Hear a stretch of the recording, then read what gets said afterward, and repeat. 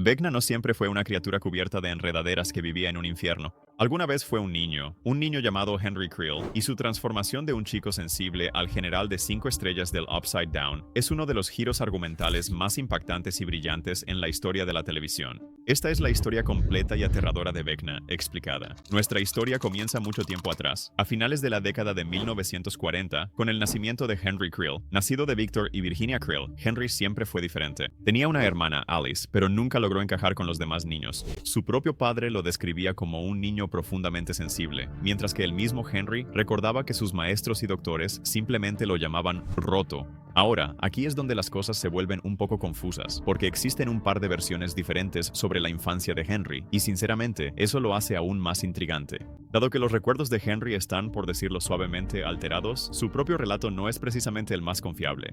En una versión de la historia, la familia de Henry se mudó de Nevada después de un incidente realmente extraño.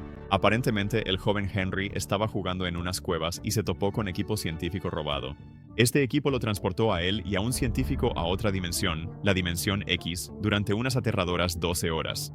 El científico murió, pero Henry sobrevivió, regresando con la sangre completamente alterada y una personalidad cambiada.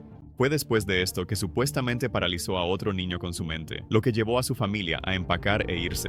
Este relato sugiere que los poderes de Henry no eran algo con lo que nació, sino algo que adquirió al exponerse a ese otro mundo y a una entidad sombría que habitaba en él. ¿El hombre detrás de este experimento? Nada menos que un joven Dr. Martin Brenner. Sin embargo, la propia versión de la historia de Henry es bastante diferente. En algún momento a finales de la década de 1950, su familia usó una herencia para comprar una casa grande y hermosa en un pequeño y tranquilo pueblo que quizá hayas oído nombrar Hawkins, Indiana. Victor y Virginia lo vieron como un nuevo comienzo, pero Henry ya era profundamente pesimista. Él veía a la humanidad como una broma patética, una obra sin sentido de comer, dormir, trabajar y reproducirse, todo dictado por la estructura sin significado de relojes y calendarios.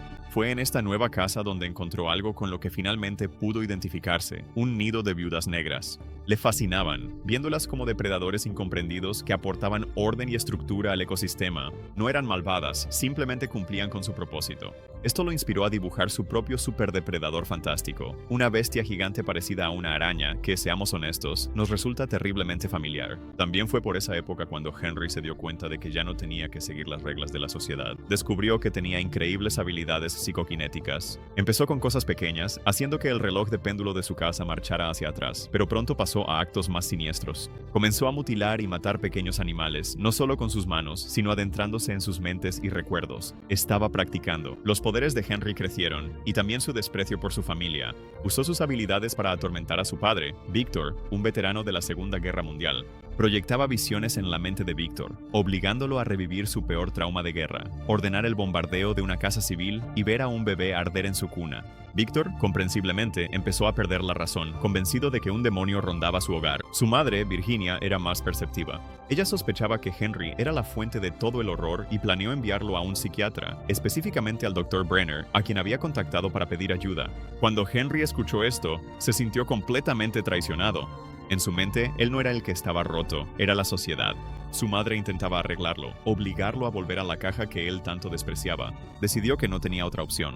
Tenía que actuar. El 14 de marzo de 1959, la familia Creel se sentó a cenar. Mientras comían, Henry usó sus poderes para encender la radio, distrayendo a su padre. Las luces comenzaron a parpadear violentamente. Entonces Virginia fue levantada en el aire. Sus extremidades se rompieron de formas horribles y antinaturales. Sus ojos implosionaron y su cuerpo sin vida se estrelló contra la mesa de la cena.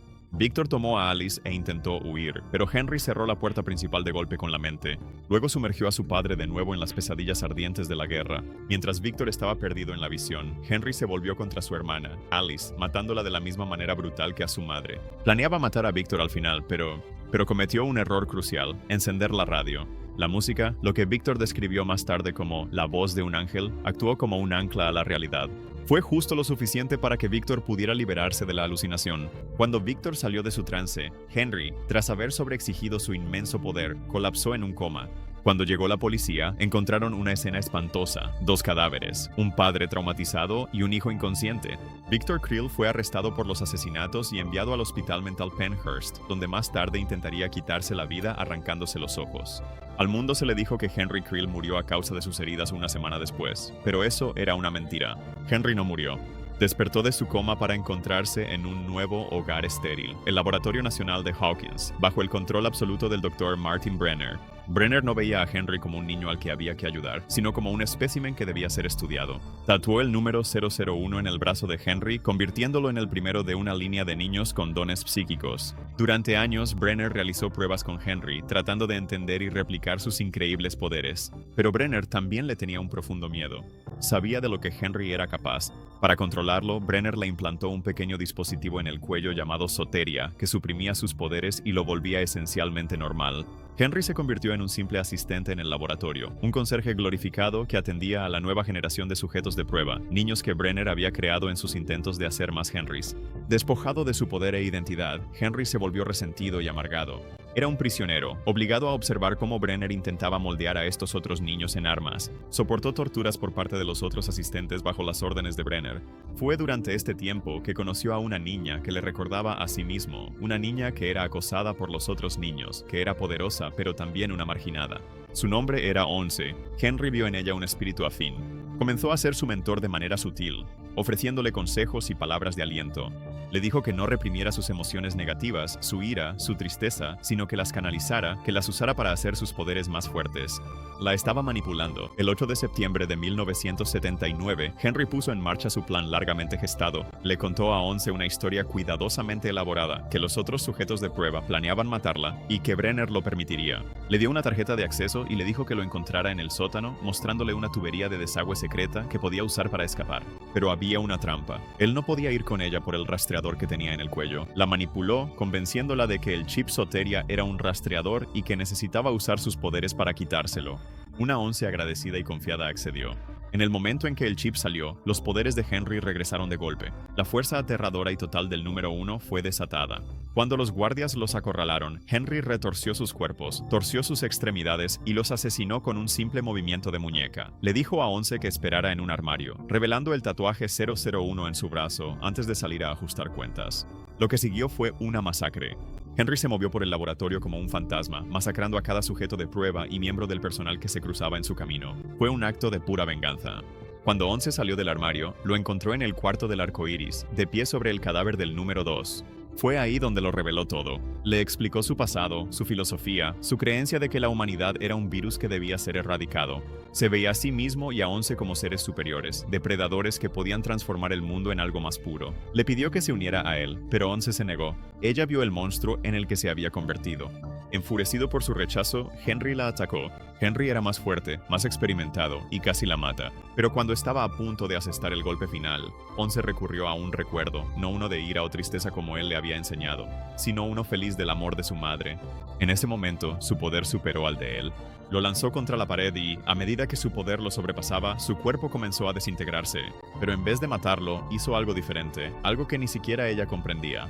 Abrió un agujero en la realidad, una puerta interdimensional. Henry fue absorbido por el portal, sus gritos resonando mientras la puerta se cerraba tras él, dejando a una horrorizada Once sola en una habitación llena de cuerpos. Ella lo había derrotado, pero también lo había desterrado a un lugar mucho, mucho peor que la muerte. Henry Creel fue arrojado a una dimensión primordial de tormentas interminables y relámpagos rojos.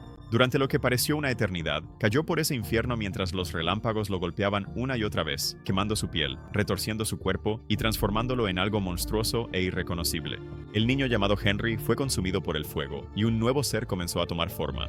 Finalmente aterrizó en un mundo extraño y desolado, el mundo que ahora conocemos como el Upside Down. Al principio lo vio como una especie de purgatorio, pero pronto llegó a ver su belleza. Era un reino no corrompido por la humanidad.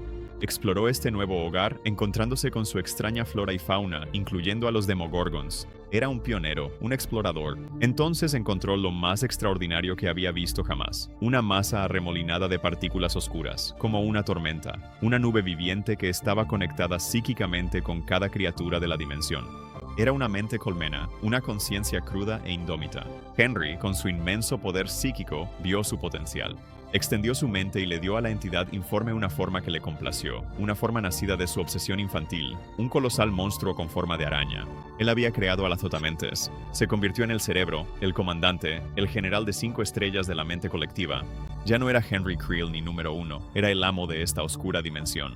Él era Vecna. Durante años, Vecna gobernó su oscuro reino, esperando. Su oportunidad finalmente llegó el 6 de noviembre de 1983, cuando Once, durante uno de los experimentos de Brenner, hizo contacto psíquico con un Demogorgon. Ese breve contacto fue todo lo que necesitaba. Eso creó la puerta madre en el laboratorio de Hawkins, la primera gran brecha entre mundos. Esto recontextualiza todo lo que creíamos saber sobre las primeras 3 temporadas de Stranger Things. El Demogorgon que secuestró a Will Byers y mató a Barb, ese era el explorador de Vecna, pero su verdadero movimiento llegó un año después. En 1980, el azotamentes que poseyó a Will Byers y envió un ejército de demoperros para atacar el laboratorio no era solo una entidad cósmica al azar, era Vecna. Él estuvo moviendo los hilos todo el tiempo, usando al azotamentes como su marioneta para librar una guerra contra Hawkins desde lejos. Cuando Once cerró la puerta, cortó su conexión directa. Pero una parte de él, un fragmento del azotamentes, quedó atrás, atrapado en el cuerpo de Will y luego expulsado. En 1985, cuando los rusos abrieron en secreto una nueva puerta bajo el centro comercial Starcourt, ese fragmento latente de Vecna despertó de nuevo. Los poseídos, los cuerpos derretidos, el monstruoso y grotesco monstruo araña que los aterrorizó a todos. Todo eso era él. Fue su segundo intento de crear una base física en nuestro mundo. Esa batalla terminó con otra victoria para el grupo de Hawkins, pero no sin un costo. Durante la pelea, el monstruo araña mordió a Eleven, infectándola y provocando que perdiera sus poderes.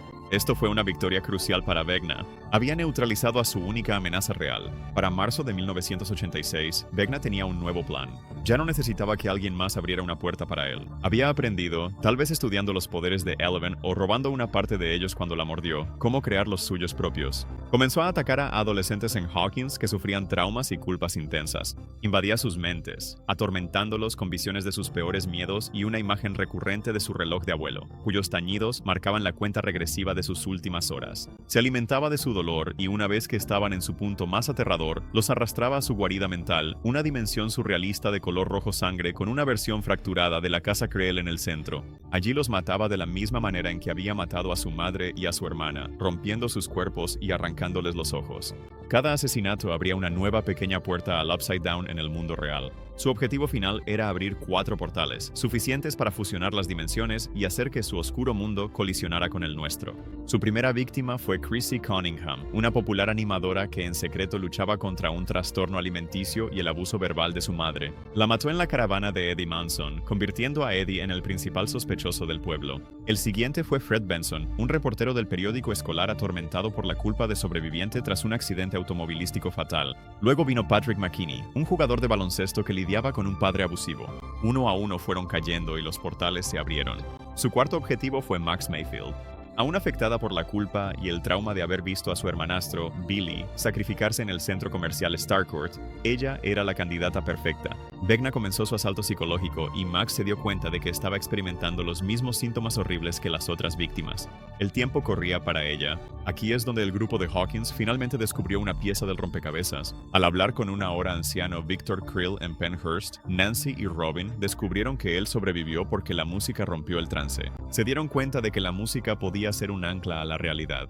En una de las escenas más icónicas de toda la serie, salvaron a Max de las garras de Vecna en el último segundo poniendo a todo volumen su canción favorita, Running Up That Hill de Kate Bush, en sus auriculares. Esto creó un portal de regreso a la realidad en la guarida mental de Vecna, permitiéndole escapar de su control. Fue una victoria temporal, pero demostró que podía ser combatido.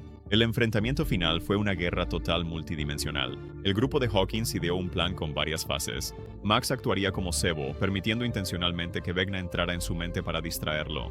Mientras él estuviera ocupado, Nancy, Steve y Robin entrarían al Upside Down para atacar su vulnerable cuerpo físico, que estaría en un estado similar al trance en el ático de la casa Creel del Upside Down.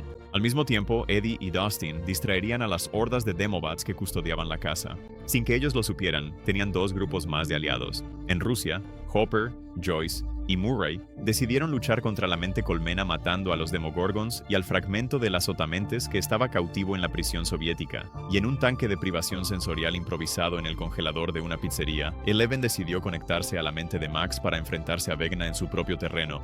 En la mente de Max, Eleven se enfrentó a Vecna en un recuerdo del baile de invierno. En el mundo real, un vengativo Jason Carver atacó a Lucas, rompiendo accidentalmente el Walkman de Max y cortando su salvavidas musical. En el Upside Down, Eddie Munson hizo el sacrificio supremo, tocando Metallica en su guitarra para atraer a los murciélagos Demo y muriendo como un héroe para darles más tiempo a sus amigos. Dentro del paisaje mental, Vecna superó a Eleven y reveló su último y asombroso secreto. Le dijo que estaba equivocada al pensar que Brenner lo había convertido en un monstruo. Fue su elección, y más aún, fue ella quien lo hizo ser lo que era. Le explicó cómo encontró las partículas amorfas de la mente colmena y las moldeó en el Mind Flayer. Había sido él todo el tiempo. Él era el arquitecto de todo el sufrimiento de Hawkins. Justo cuando estaba a punto de matar a Max, las palabras amorosas de Mike desde el mundo real llegaron a Eleven, dándole la fuerza para liberarse.